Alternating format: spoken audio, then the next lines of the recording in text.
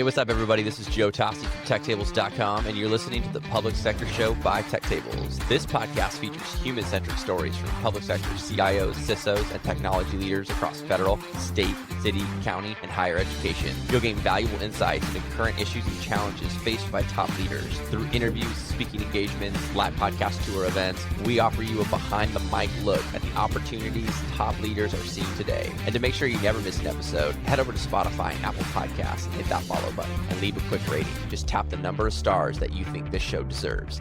Welcome to the Public Sector Show by Tech Tables. Super excited to have you all on the pod. All first timers. This is incredible. First podcast ever for me. First podcast. I'm a rookie. I'm a total Can rookie. we send a message to Rishma to make sure she gets this specifically? Rishma, because she's a part of my private community, you get early access to this episode before it gets released publicly. Hi, Rishma. Yeah, he's that guy, Rishma. I know. Rishma is the CIO for the Las Vegas airport.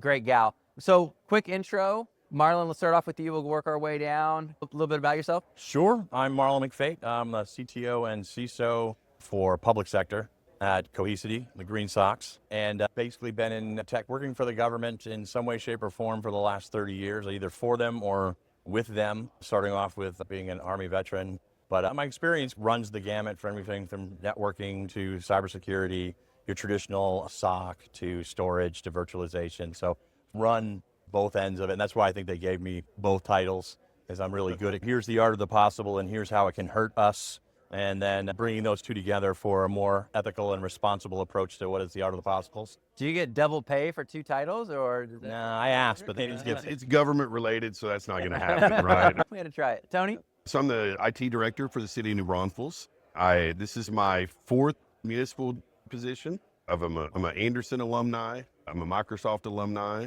I've been with another Big Ten accounting firm. So I've been a little bit of everywhere. But it's interesting to see things from the private sector and public sector side and so forth. But technology is technology. The technology solutions we need are not specific to local government. They're the very same technology issues that private companies have. Yeah, before I took this job in New Braunfels, I'd never been anywhere more than 4 years. So very much a career nomad, right? But I've been here 6.5 years now. They may be stuck with me because that's like a lifetime for me professionally. But I love it. I love it as much today as I did the first day I got there. Love that. And with that shirt, they're definitely keeping you. Let me tell you. This is an ode to my service desk. My service desk guys, about a year ago, started Hawaiian Shirt Fridays. That's our casual day. And it spread from my service desk to the whole department, right? And so when I was president of TAG, I thought, man, I need to have a gig for the week, right? Like some kind of thing. And I wore my Hawaiian shirts all week, and now that's just what I do. I love it. Is today Friday? Or No. Today's Wednesday. Today's only Wednesday, brother. Today's only Wednesday. What day is it? Awesome. Eric? Yes, hi, Eric Matthews. I'm the CIO for the City of Allen, and I've been 21 years in local government. The last 8 in Allen. Prior to that was in the City of Richardson, and way back when did application development as private sector consultant, helped some tech startup in Houston, did teaching, writing, speaking, a variety of things, and now really enjoy the local government scene and hopefully get to talk a little more about what we do with these guys here shortly. He's the smartest of the three of us. I promise you that. Yeah, I agree with that. Yeah. I agree with that. So really funny. He's friends with Mark Wickenberg, who's the CIO for the City of Raleigh. And Mark actually came to my Big Sky, Montana event where he came on the podcast, and great friend, great guy. Well, we had him on the collaboratory, but then you came on the collaboratory this month, which is great. So actually we got to hang out with him for an hour, got to hear from him, and Mark texted me and he's like, dude, I'm telling you, he's really smart. I'm smart too, dude. No, we're going to get to you, man. Don't worry, we're going to get to you. Wait your turn. Wait Oh, your turn. don't think something on me, dude. All right, Shane. Now Oh, my turn. Okay. Shane McDaniel, CIO for the beautiful City of Seguin here in Texas. I have the great privilege of being the president of TAGITM this year as well. Career, first 15 years, Air Force, a government contractor after that. Spent about 5 years in private industry and about the last 10 in local government. I purposely came to this environment because I'm a public servant at heart. I had to work in the private industry to realize that about myself, but I did, and I made the leap. Zero regrets. I'm a very happy man. I'm quoted saying the luckiest CIO walking the face of the earth right there in Seguin, and love what I do. Happy to be here. Thanks for having me, Brother Joe. Dude, I'm glad that this came together. And he asked me right before we hopped on camera, hey, are you enjoying the conference? And I'm thinking to myself, dude, I've been sitting here all day, right? Enjoying the conference, but I did hop in for about 10 minutes The moment where you're giving announcements to all the sponsors, and he said, "To my boys, come in." Yeah, I was laughing really hard. Can you believe they elected me? Yeah. Yeah, sidebar. We'll sidebar. But this is great energy that you're bringing. I love it. To jump into the podcast. Oh, yeah. That. Oh, yeah. Rishma podcast. Okay. Marlon, you spoke a lot about the critical difference between data resiliency and cyber resiliency. Walk us through those differences and why it's so important for public sector organizations today. All right. And I've said this in the past. I think it's probably one of the more misunderstood pieces in cybersecurity, right? I see a lot of organizations still following the data resiliency side of the house or those methodologies and not adopting the methodologies that you need to be able to deal with a cyber event. They're entirely different, right? So I think at one point in time, you'd ask me what is the difference between them, and they're completely different, right? Data resiliency up till 2016, let's just say, that was probably sufficient. Organizations preparing either COOP plans or disaster recovery plans, and they were looking at being able to survive some sort of event, whether it be a natural event or some between the keyboard and the chair making a mistake. What was similar about all of those is even if you tried to imagine the worst possible, like aliens coming down and blowing up the data center, you knew what the end effect was going to be, and that everything is lost. So it's really just a math problem to figure out what I need to do to be able to recover from that event. And that's where concepts like 3-2-1 come from, and offsite backup, and I need this many copies of something. When it comes to cyber resiliency, you don't necessarily know what the end result is going to be, whether how bad, what has actually been done, what has been affected. So cyber resiliency addresses a whole different set of capabilities and a whole different set of methodologies that need to be followed to safely recover from basically the event to safely and securely recovered and back up and running. And we're just doing a really bad job. We've already talked about public sector, but also in commercial. If you take a look at the news right now, we're not necessarily doing a great job of this. We wouldn't be having the stories that we basically see on a daily basis. So what we're trying to do is to take the education so people understand the difference between these and they don't just conflate cyber resiliency with data resiliency, and teach the processes and methodologies, right? It's not enough to just say, here's the 5-step plan, because I can give you a 5-step plan, and if you implement it horribly, you're not gonna have the end results that you want. And yeah, very passionate about the difference between these two things. And I think, to me, kind of hit on it, that 10 years ago, data resiliency was the thing. And cyber resiliency didn't really even exist in the way that it does today. But it's almost like, to me, that data resiliency is now a subcomponent of cyber resiliency. And you said, yes, they're very different, but it has to almost fall under that umbrella of cyber resiliency because it's a huge component of the recovery and how you move forward with that. So that's how I see it. Yeah, I would 100% agree with you. In fact, I draw it as a triangle. At the top, you have business resiliency, There you go. Yep. and then you have data and cyber resiliency. They all get basically lumped into, I'm just doing normal cybersecurity and incident response, and they're completely different. You must have cybersecurity to be able to do these two things, but they are individually different things. Even if you take a look at a framework, they're on the right hand. Most of that activity is on the right-hand side, right? Resiliency is now another step beyond that for cyber resiliency. That is fantastic. And I like how you used the word conflate earlier. I'm using my $50 words. Yeah. Wow. I want to be as smart as Is that a GMAT business term? So Shane, you've earned 24 innovation awards. Is that a true number? You should make that up. Technically, we're at 26 now, but who's counting, dude? Hey, outdated data, Joe. 26. Outdated data. I did get another one today, so I guess it's 27. 27. Okay. Hey, Rishma, 27 awards. How do you 27, Richmond. But who's counting? 27 awards. Okay. Who's Richmond? So on that theme, how has your approach to cyber resilience evolved?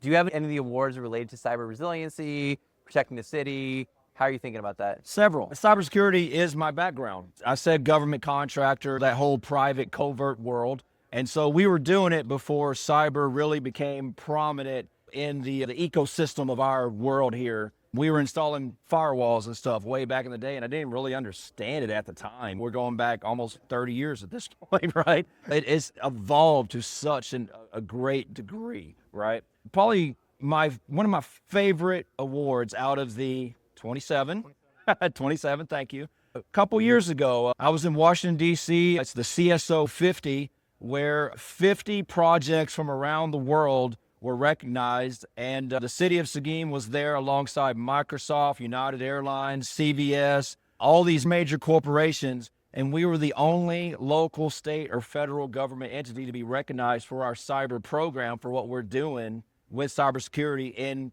the City of Seguin. So I was beyond honored to be at that event, and just what we're doing, it makes sense for us, but just the fact that it was recognized amongst some really incredible corporations. But there's also been super cool stuff like nothing to do with recognition and whatnot. We've been featured in a Paris-based magazine called Marianne for how we're attacking cybersecurity in our little rural city. So like weird things like that have come up over the years. So pretty amazing. I don't necessarily know how some of these things happen, even though I'm in the middle of pretty much all of it, but like they seem to do, and they seem to resonate. So we're super happy to share our story, and I'm very proud of what we do in our rural city. What are like 1 to 2 lessons or learnings that you would share with other rural cities? I think it's applicable across the board, specifically like from day one, whenever I started my role 7 years ago. One of the first things I went to bat for was to greatly increase our training and travel budget. I wanted to make an investment in people. One of the things that you're not going to see it anywhere out there as far as the media stuff that we do, the magazines, the podcasts, what have you. You'll see it on Tech Tables Live, right? So this is going to go out to the world. One of the things I am most proud of in my career with the City of Seguin, when I started there in 2018, I had one person on staff with a 4-year degree and 0 industry certifications. That number right now is 13 degrees and 27 certifications. Those folks bought in. More than half my staff graduated from local school districts. Some of them, it's the only professional job they've ever had. We've made that investment, and those 27 awards and all the positivity and the cool stuff that happens, could not be more proud of those folks. It's all because of them. I'm head cheerleader, dude. That's it. Head cheerleader. I love that. Head cheerleader, facilitator. I love that. Tony, I want to jump back to you, especially on the data front. We spent an hour, maybe 75 minutes. Man, it was great. Sorry about that. No, I love it. This is literally what I do. I'm curious, and you showed me the data collective project that you have for TAG, that you've been helping other cities, local government, make data-driven decisions. How does this collaborative data sharing enhance cyber resilience across Texas local government? Again, the cyber resiliency is, I hate to say it's new because it's been around for a long time, but just the last 10, 12 years, it's become so much more critical than it ever has been, just because of all the stories that we hear and all the events that happen. And one of the things that we do as a big part of TAGITM is just share data, right? And one of the things on the listserv that eats up our emails all the time is, what do you use for this? What do you use for that? Because none of us feel like we can reinvent the wheel, right? I want to know what these smart guys who I respect are using, because that helps inform the decisions I make and the platforms that we choose. And so our organization used to have an affiliation with GMAS, which is a national version of TAGITM. And they had something that they called the data dive. And you would go in there and you'd enter your data. And when you did that, then you could see the results of all the data. But they abandoned that. And I was like, man, that's a really bum deal, because the tool had great potential, but and look, most of us can relate to this. It kind of had software bloat over the years, and it became something, it was too laborious, right? Entering your data was pretty easy, but then there was getting the reports out of it was incredibly difficult, which minimized then the usefulness of it, and then people weren't using it, because the whole idea is put your data in and then you can see the other data. You quickly found out I couldn't really see the other data. So when we dissolved our relationship with GMAS, I said, you know what, this is the perfect opportunity for us to recreate that. And certainly we have enough creative minds in this org where we ought to be able to recreate that, but with that eye towards making sure that everybody could see the data after they input the data. And hopefully it's been a really positive, I've got a lot of really good feedback from it, and just the ability for especially smaller agencies to be able to reference what are the bigger and larger cities that have more staff and maybe a little more expertise, what are they using? And can we then go to those vendors like Cohesity and a lot of other folks that are here this week, and how can they have a conversation about, I only got 4 staff, right, instead of 18 staff. So is this solution the right one for me? But they can look in the data collective and see what is the most used products in certain areas. I think we have 95 or 100 data points in there. And I think it's been a really good project for me. It's been enlightening for me. Look, I own the application, so I get to use and see the data all the time, right? I use it more than anybody else. but we've gotten really good participation. Recently, one of the things that was asked of me was, hey, look, it's great to see what people are using for backups and security and this platform and this platform. But the other thing that really takes up a lot of our email in the group is job titles and job descriptions and salary ranges, right? We want to make sure we're being good to our people that work for us. And somebody said, Tony, can we do this? And I'm like, man, I couldn't do it with the solution we had right then. But then when I moved it to a new platform recently, and we now have 250 job descriptions and titles and salary ranges and org charts for us every year during budget season, right? We ask for new positions. One of the hard things is, what do I pay this person, right? Whenever I hire them, because you got to be competitive, right? And now you can just go look that up, and it's sorted by functional areas. And we had a lot of really good feedback from there. So it's been a really valuable tool on the technology side, but also on the people side. And I love that we can marry those two together with something that adds value to every member here this week. I think it's been pretty fun. Eric, is laborious a word? That's my 50-cent word. That's good. That's I my like it. 50-cent word. We're Yeah. going with that? I'm going to say yes. I knew that. Judge rules yes. Judge rule. I was about to call BS on that. I thought you were going to have a follow-up to that. That's actually really funny. Eric, are you a part of the data collective? Yes, we are. We contribute our information and use it quite a bit. In fact, we're looking at hiring a new position next year. We looked Nice, at yeah. ranges. So yes, we're right in that Yep. wheelhouse. Exactly. So when we met, you talked a lot about you're on the smaller side comparative to larger cities. So I was curious around how are you balancing that cost effectiveness? I think the term you used is like just being really lean, right? Can you just talk about running the organization and Yeah, I think that, and being lean, I think is something that a lot of cities in Texas share. We do what we can with the resources we have. And one of the ways we do that, and I think all of us do that, is things like this conference, TAGITM with the membership, our listserv where we have a lot of discussions, is really piggyback off the ideas, the thoughts, the collaboration, the sharing of our experiences with either technology or a approach, a process, working with within the council or within the governmental structure in order to get something done. And so working with others, collaborating with others is a big part of making, you really have one good time to get a project in and successful because it's taxpayer dollars. You can't fail multiple times in doing the same thing, right? So you're looking for those best practices and those that have gone before. Some examples, the state and local government cybersecurity grant program that came from the federal government, that has been a big game changer for a lot of organizations. We applied for 4 and got 4 grants this past year, in part because the members within the TAGITM group, we collaborated across our listserv over the period of a few months, talking about the best way to apply for those things. So we were helping each other go for scarce and limited funds that we're all going to share. So that's unusual, I think, or maybe more specific to public sector than private. The other thing, several years ago, the city of University Park and the city of Allen realized that if we have a critical breach, an incident of some kind, the standard, the default is to go ahead and call that third party, bring in experts, bring in boots on the ground to help remediate and take care of those problems. It's very expensive for cities of all sizes. And so University Park and Allen, we said, can we come up with an approach, and Tony's done this in Central Texas as well,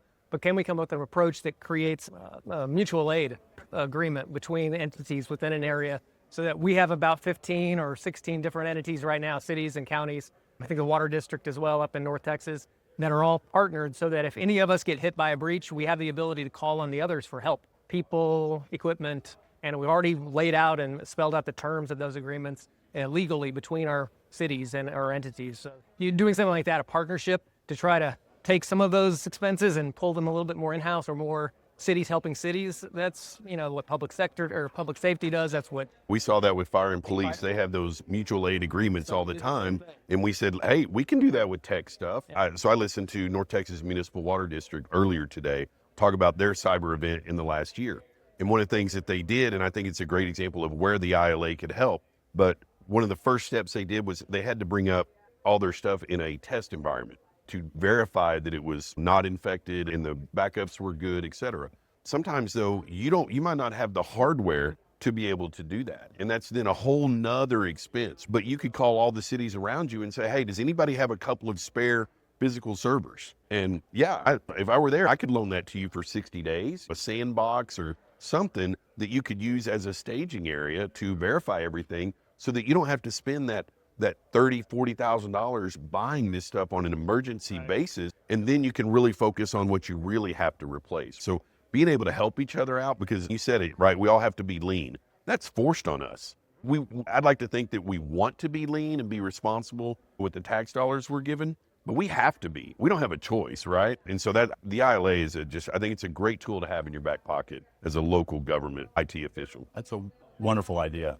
Yeah, so it's like a mutual defense treaty almost. Right. Yeah, absolutely. And look, unfortunately, the reality is more and more of us are getting hit. Man, that's one of the first resources. After I call the insurance company and I call my boss, I'm going to start calling the Taylors of the world, the Texarkanas of the world, the people that have been hit before, and say, man, help me, because I'm in a little bit of a panic. I hope I don't panic, but it's probably just in the next hour I might. And those people talking you off the ledge and say, first of all, you're going to recover. Okay. And then you can calm down and really start to address the problem. And having that access is amazing. Yeah. I'm really glad what you said also, by the way, about you were describing what we call the clean room. Yeah. So I'll give you an example of what not to do, because you think as cybersecurity professionals, we all know this, right? But we've seen public sector agencies do things like just use the magic button, find the last clean copy of data, restore from that, and not realizing all we're doing is we're not removing any persistence devices. You're just basically turning back the clock. And I've seen one 12 times. That amazes me. And what is their recovery objective, right? It's probably a day. 12 days in now, right? Yeah. Wow. Can I touch on something Eric mentioned, the state and local cybersecurity grant program? That's actually how we paid for your box there. Yeah, very fortunate to have that available to local governments. And I got to give Cohesity credit as well, because we cut the purchase order. It was towards the end of January, once we got all the approvals taken care of and whatnot. That thing the physical box was sitting in my office, I kid you not, 2 days later. And I never figured that out. Like, how did y'all have that literally in my office 2 days after we cut the PO? Yeah, that was the Cohesity box. I'm not exaggerating. In Texas and other states, we try to do that, basically help guide the customer. If there's a program that they can utilize to pay for the technology, we try to help them through that process. I don't know if we helped in yours or if you already knew about it, but states are big, right? So they don't even sometimes know the programs that are available to them. I thought it was just sitting in Jody's truck, just waiting. He's just waiting to drop it off. Like, you give me that PO, dude, I'll bring it to you. He's making the rounds like a newspaper kid, right? Here's a box. Here's a box. Here's a box. Right? It was large and heavy. Well, that's why they brought it to you, so you could lift it with those big muscles you got. Got it, tech tables. That box could have been in our gear for all I know. So, Tony, let's keep drilling down on the data collective in the sense of being able to extract more value rather than just being siloed by yourself, which I think is like such a great example. I think a lot of other agencies, like state agencies or other local governments, struggle to share data, and then they end up just basically solving each other's problem multiple times over because no one's talking to each other or no one's sharing. What other opportunities do you see for public sector organizations to better leverage their data assets? Wow, that is the massive question. Well, first of all, I mean, there's a lot of, when you talk to your executive group, right, your city leadership, your city council, you can't even use the word data assets, because that would just be the proverbial bubble above the head with the question marks in it. They're like, what is a data asset? So that you don't want to bring that up, because then you have to then explain what that is. When you got to use it or you got to approach it in very practical terms, not the geek speak. In a sentence. Yeah. Be able to use it in a sentence that they can understand. That's right. I think there's a ton of opportunity to, I think sharing data assets, again, with your neighbors, right? Because again, look, all of our cities do permitting and we do licensing and we do all this stuff that we do that is the same city to city. And so understanding your data assets and then talking to other agencies about what do you do with this data and how does it help your business processes across your city be more efficient. And so I think if we can prove the value with the data collective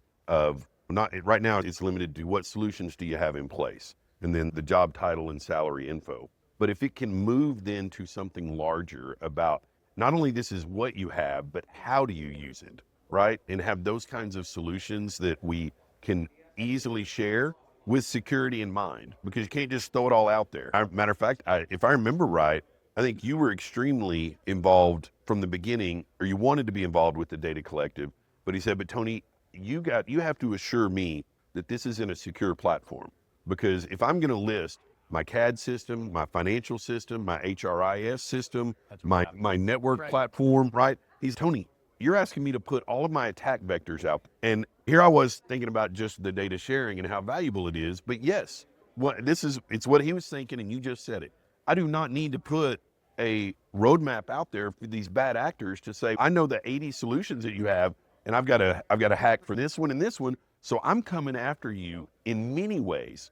And I mean, that, like, when you said that to me via email, I was like, oh gosh, I didn't really want to know that was what I was doing potentially. But luckily the platform we used first and the one that we use now, by the way, notice how I'm being vendor agnostic there. I'm not really even promoting the platform because neither one of them are a sponsor here this week. So they don't get that privilege, but we've got some real good security there. You have to have an account. You can see all these solutions, but you can't see what cities use it. Because again, if that roadmap is out there, that's an attack vector for people. Part of it is figuring out how to securely share those data assets and figuring out what he does, what she does, what he does, and how can we replicate that in our environment. So how did he convince you? He's Tony. Yeah. So He what? he's Tony. So he said it was Was that his fine. reply back? I'm Tony. Yeah. Enter. Do you know who I am? Don't challenge me. Oh gosh. Oh gosh.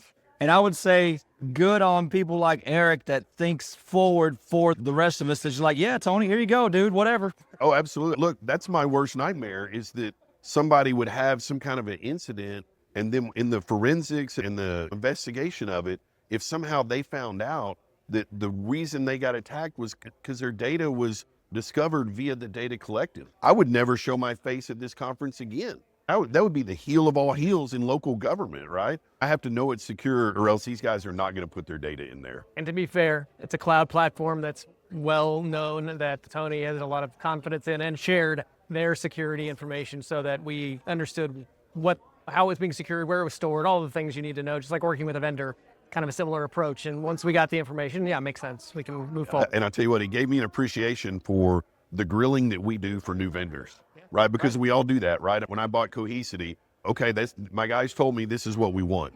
But I'm like, okay, what have you checked? Have you checked this and this from a security perspective? Because those are the first questions we ask now. I don't even get to how much it cost, right? That's almost, I hate to say it, but that's a very low evaluation piece. Does it meet all these other requirements? We talk about that all the time on the listserv, that what questions do you ask your vendor when you're getting a new one? How do they prove to you that they're secure and protecting your data, et cetera? That was essentially what everybody was doing to me when I was throwing the data collective out there.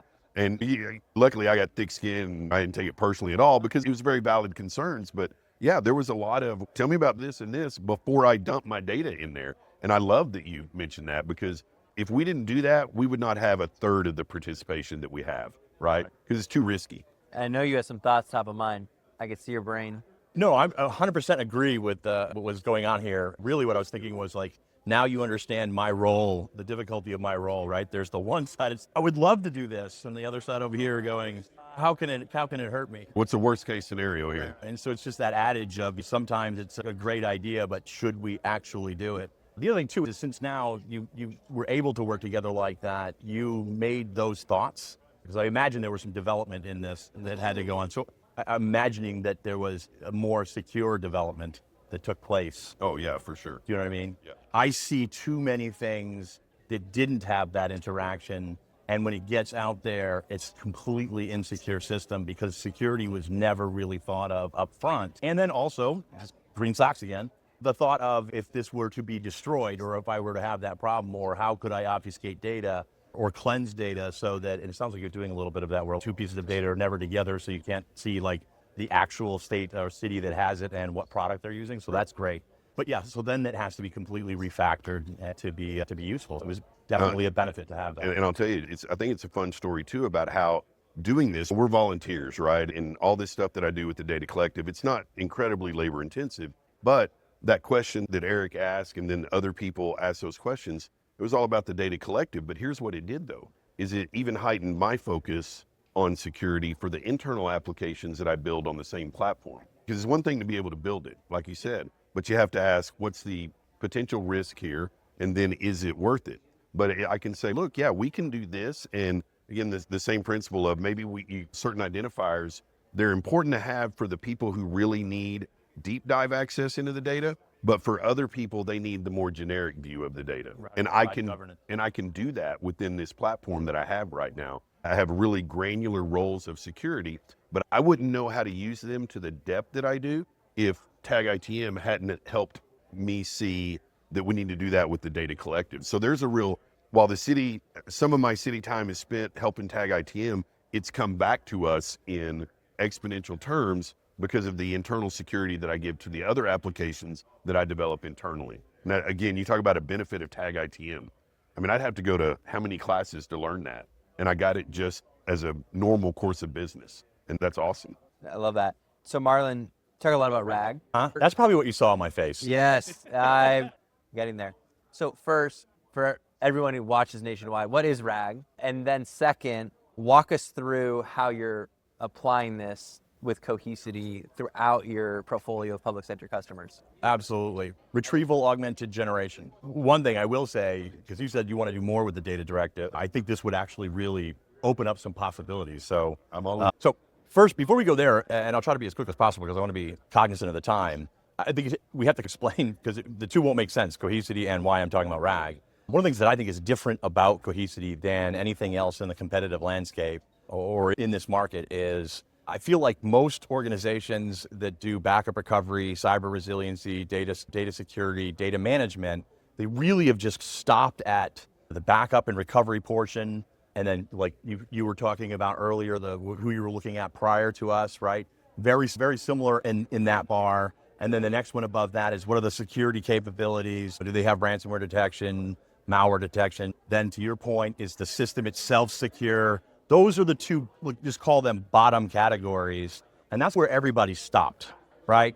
We took a look at that infrastructure and said, this is an infrastructure that has a ton of valuable data in it. And it's really the only area in IT that organizations have been completely okay with, listen, I'm gonna hold this here. It's got a lot of data, but the value they looked at it was, I just have the ability to recover. That's it. Till something tragic happens, there's really no value in this infrastructure. We said, no, how can we extract more value out of the data that's inside of that system? Especially in public sector, data from the past is very valuable. We're always looking at trends. We're looking at, and we're gonna start wanting to build models, and that's taking past data and creating a future prediction, right? So we were like, how can we utilize this data more and provide value? And so that's where retrieval augmented generation came to play. Right. So what it allows you to do is basically take a large language model or generative AI solution, which has its own problems, like hallucinations. We're all familiar. It'll just lie to you. If it doesn't know the answer, it'll be like, I think we've heard about the story about the lawyers that submitted a rebuttal to the court that was written by ChatGPT. That didn't go well for them. At the best case scenario, it'll tell you that it doesn't know what it is, but that's probably will hallucinate. It can be out of date. And lastly, which is more importantly, it can't tell you where it got the data from. So a good example is I asked ChatGPT a couple months ago, how many moons does Jupiter have? And it's 70 something. And I said, okay, now only use data from NASA. And it said, 56. It's got well over 100 moons. That shows all three of those problems. It's out of date. It's lying to me because it wants to make me happy. And it can't tell me where it got the data. I said, only NASA. Does that mean that NASA was somewhere near it in the database? So with retrieval augmented generation, I can now take data, right? So think of the data in your massive amount of data, basically pull the embeddings and vectorize it and present it to a large language model and generative AI solution via RAG. Now the answers only come from that data set, right? So now I can ask questions and know that it's only going to pull the data from that data. As long as my data is good and correct, my answer should be correct. And it'll also say, so that I as the human can do the due diligence of the human, it'll say, here's where I found all that information. So you can go check and actually see, I don't know if we have time for the example you and I talked about before, but really what we've been able to do, one example was just compliance. I won't go through all the things. When I asked them how long it would take them to figure out the information to respond to this compliance question that they were being asked from a regulatory body, they said to come up with a comprehensive answer for this thing that happened 3 or 4 years ago would take a team of at least a couple of people almost a month, if not more, to come up with a comprehensive answer, all of the information and artifacts. We were able to present the same data to a RAG solution, our RAG solution, and come up with a pretty comprehensive answer in hours, as opposed to a month or two. So it's a huge time savings, and it has a plethora of other uses above and beyond that. I think it would really be able to dig through that data in a way that traditional methods you just can't do. And I love the way that you pointed out that AI, everybody's in love with AI. We're trying to constantly figure out, that's such a huge part of our job now, is how do we bring AI to bear in our agency? And we've got security concerns and integrity concerns and all those things. But we also say that AI is only going to produce something if you give it a really good prompt, right? If your prompt is really generic, you're going to get a very generic answer, right? But I hadn't even really thought about that. It's also the data source that it's referencing, and which is another reason not to necessarily use ChatGPT and Copilot and so forth, because you don't know all the time where those data sources are coming from. And a lot of the solutions that we need to bring, the AI that we implement really needs to only be limited to our data sets so that we know that data is at least as accurate as we can be assured of, and not because what you don't want is one answer today, a different answer tomorrow, or an answer from ChatGPT and one from Copilot and one from somewhere else that are all different. Like you said, what? You said 50 something, 70 something, and 100 something. Yeah. That just gives every result you've got, it brings it into question. Yeah, so that's an interesting concept.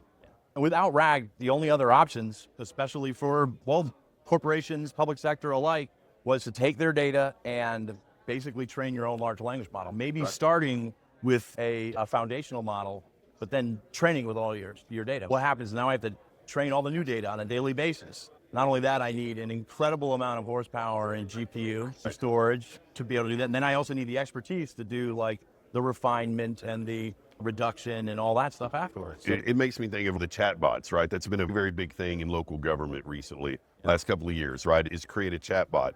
But one of my concerns about that is that chatbot's only going to learn in many ways if there's a constant care and feeding in the background. And the question is, who's going to do that? Because the departments are going to think that's our job is IT, but it's not, because it's got to be the Economic and Community Development Group. They've got to look at the questions that are coming into the chatbot and see which questions are not being answered, where they opted out to hit 0 to talk to a live person. But they got to have good data there to say, we're answering 30% of the questions that are related to this and 70% related to this. And that should then tell them that we need to put more machine learning into this area so that we can answer 70% of the questions on both of those areas. But that's not IT's job. That's got to come from the user departments, because I don't know those answers and you don't know those answers and Shane doesn't, right? So I think part of that's with AI too, right? Because where's AI learning from, right? It's not going to always be IT that it's learning from. It's going to be from our user departments, and making sure that our customers understand that when they're asking for an AI solution. That's going to be really important. It actually dovetails really well with Eric.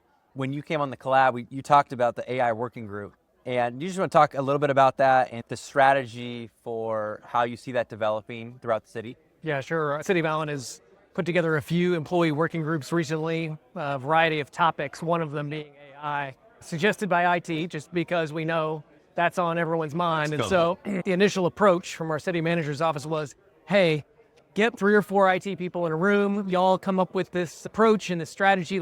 Tell us what we need to be doing. And I said, nope, let's flip that around. Let's get people from across the organization that have an interest in AI, that have maybe some experience or not, but just come from different backgrounds, different perspectives, and get them in a room, maybe with some IT. I can be an advisor, right? And that's what we did. We put together a 10-person committee group. And our mission right now, we're doing a workshop next 2 weeks that is going to focus on building a foundational strategy for AI, a vision for that, and a set of use cases that we're going to recommend to the city management, so that over the next year, we can implement some of those use cases, see where those go, and iterate on that, knowing that we won't have the final solution, but we're going to have a set of policy guidelines of things that'll help the organization think about AI in a way that is respectful of our employees, respectful of the community, the data that we have, and that can hopefully accomplish something that will augment our employees and their ability to get work done as opposed to replace.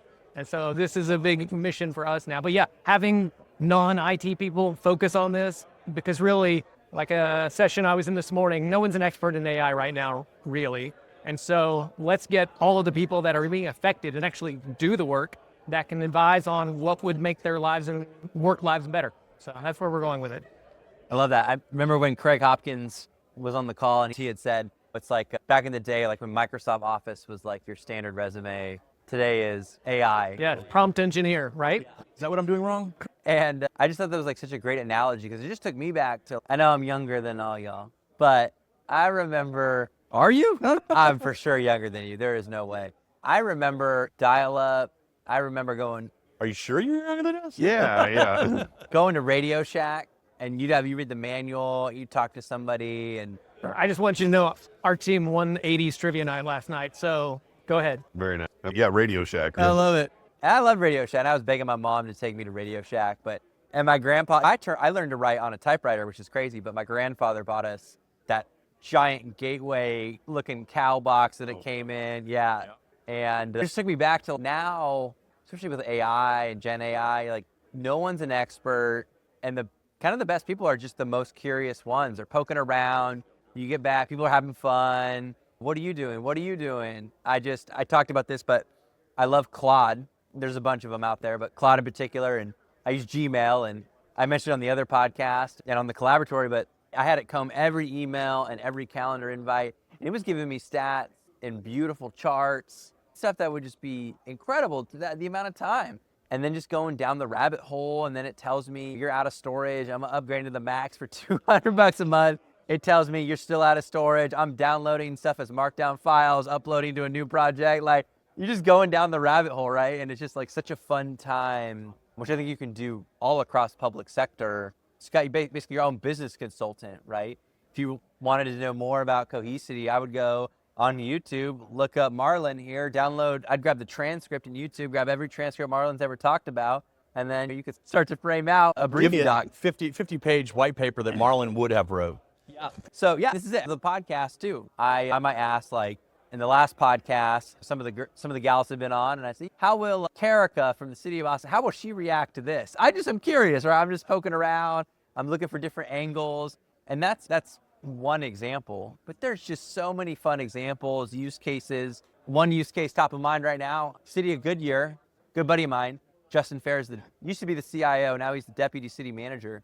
They are taking sketches of folks, the police department, they're taking those sketches and using AI to augment what that person would look like. There's probably some risk, but it's coming back pretty impressive right now. So that's the aging AI, right? What would they look like 5 years later? Right. Yeah, 5 years. Right. Because maybe you only have a picture of them from 10 years ago. What does this person look like today, assuming they're 10 years older? And then you can use facial recognition to match. And I mean, So you're basically putting a TikTok filter on them. That's what I'm hearing. That's easy. Yeah. So what's great is, especially in public sector, you control so many different departments. And there's such a huge, you can think like Parks and Rec, the library, you name it. And being able, there's just so many use cases for each department, which is why I love the working group, because you're like, dude, how am I supposed to know every single one? That's crazy, Doc.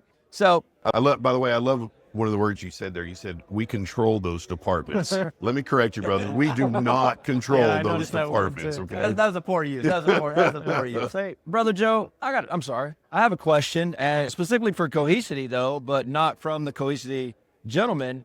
I know you've been on it for a while. I assume you guys have been on it for a while as well. We're relatively new Cohesity customers, but the reason why we went with Cohesity is because of Tony Gonzalez. And we were sitting in a board meeting, I don't know, a year or 2 years ago, and he was going down the path of another solution, and all of a sudden, last minute, he makes a switch, and I heard him say it was a no-brainer. And I never really got a full definition, but this seems like a perfect opportunity for the audience. Why was it a no-brainer for your organization? I didn't have to use any brains because I let my people make Sure, that decision, sure, right? yes. So it was no brain power from me. But really, there's a lot of similar solutions to Cohesity, right? Immutable backups, online, air gap, some of the very similar to what you said earlier, right? The basics of it. And there's a lot of competitors that do the basics, right? But then it's about the user interface. It's about the ease of management, because my folks didn't need yet another system to learn. They got enough in their brain already. And we constantly ask them to do more with the same amount of people, et cetera. And so putting a whole new platform on them can be challenging after a while. It's easy for us as directors to say, hey, we need more tools. And we throw it out there, but then we realize a year later, they're not using it very much because they haven't had the time or the training, to speak to your desire to increase training and professional development. And so for me, I don't make those decisions. It's all about the people that are going to be logging into it every day and looking at it. I was telling Marlon earlier, I've never logged into the Cohesity box. I don't want to. My guys don't want me to. They're like, oh God, boss, please don't ever log in here. You're going to mess something up. But they're the ones that have to use it. And they went through all of the vetting with Cohesity. And because they were so close to the prior solution that we were going to choose, they were like, but man, they do all these things better and it's easier and it's going to take less time. What's the downside? Where's my argument against no, we need to stay with solution A? I couldn't see one. So that's why it was a no-brainer, because it accomplished the same mission, but it was easier to use. It was faster time to recovery, blah, blah, blah. And the cost was, I don't even honestly remember if it was less expensive, more, or the same, but that's honestly, the cost ultimately is the least important factor in that decision. You have river money. Maybe not this year, as low as the river is right now, but I mean, it's really not about the money. And which is funny because we say all the time in government, it is all about the money. But I knew I had to have the money, but look, it doesn't matter if you spend $20,000 or $200,000. If it's not usable for your people, then it didn't matter if you spent a little or a lot. It's worthless, right? So that's kind of why it was a no-brainer, because of the ease of use and just some of the more advanced features, but it was really about the ease of use for my. Is that not at the heart of this whole conversation? Is that not the power of TAGITM, the relationships that we have and whatnot? Absolutely. I respect and admire this dude to such a degree. I didn't even have to call him and be like, hey, can you break this down? We're like, if it's good enough for Tony, good enough for us. So like the years of trust that we built up, and there, again, don't have to reinvent the wheel. Yeah, let's do that. And so I'll just go one step further, right? It's kind of like the 7 steps to Kevin Bacon thing, right? Speaking of the 80s. But one of the reasons I got it was because when it was recommended to us, there were other IT directors who I knew were using it, who I respected. So part of my decision was that it meets all these things, but these 4 other cities who I know do good stuff, they use it. So it's not as much about you thinking that me buying it validated it for you, because you got that transitive property of, I don't know if y'all had it or not, but William Pham had it in the Woodlands, and you guys. And so again, I'm kind of like, if my guys are saying this is what we want, and I got 5 other peers and colleagues that are using it, and I know that they do great stuff, I don't have any question about it. Just tell me where to cut the PO to, because I'm good to go. So you got that additional benefit, very true. and you didn't even really know it. Very true. And by the way, as far as pricing and whatnot, I don't know if y'all realize it or not, but we know a guy now. What's up, Marlon? You gonna give us a discount? That is fantastic. Man, I didn't even know we were going to get customer testimonials on the podcast. This is great. And if anything, what it really speaks to is power of community in public sector, relationships matter, and y'all are friends, right? Like it goes around. and- Yes, absolutely. Soon to be past president over here. Thank you for all coming on the podcast. I really appreciate the time, both from, I think it was just such a great discussion around practical applications, and then 3 Cohesity customers hearing, and the power of data sharing. I just thought there were so many great examples that other local governments across the nation will be able to do. So thank you for coming on the podcast. Appreciate y'all. Thanks for having us, man. Appreciate it. Hey, what's up, everybody? This is Joe Tossi from TechTables.com, and you're listening to the Public Sector Show by Tech Tables. This podcast features human-centric stories from public sector CIOs, CISOs, and technology leaders across federal, state, city, county, and higher education. You'll gain valuable insights into current issues and challenges faced by top leaders. Through interviews, speaking engagements, live podcast tour events, we offer you a behind-the-mic look at the opportunities top leaders are seeing today. And to make sure you never miss an episode, head over to Spotify and Apple Podcasts and hit that follow button and leave a quick rating. Just tap the number of stars that you think this show deserves.